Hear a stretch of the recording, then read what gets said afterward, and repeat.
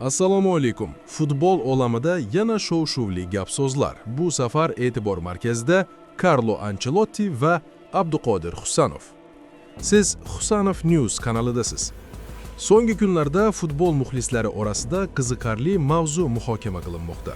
Aytishlaricha, mashhur murabbiy Carlo Ancelotti norasmiy suhbatlardan birida o'zbekistonlik himoyachi Abduqodir Husanov haqida iliq fikrlar bildirgan.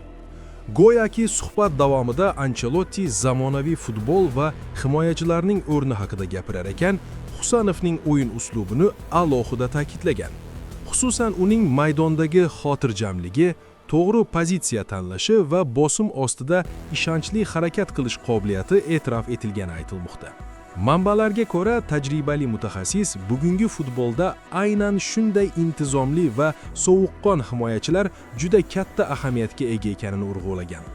Tezlik, o'yinni o'qish va barqarorlik kabi sifatlar yuqori darajadagi jamoalar uchun hal qiluvchi omil bo'lishi ta'kidlangan. Albatta, bu gaplar rasmiy intervyuda yangramagan va hozircha faqat futbol muxlislari orasida tarqalgan qiziqarli hikoya sifatida qaralmoqda. Bu fantaziya. Lekin o'ylab ko'ring, bir kuni amalga oshsa-chi? Husanov News bilan qoling. Xayr, keyingi videolarda ko'rishguncha.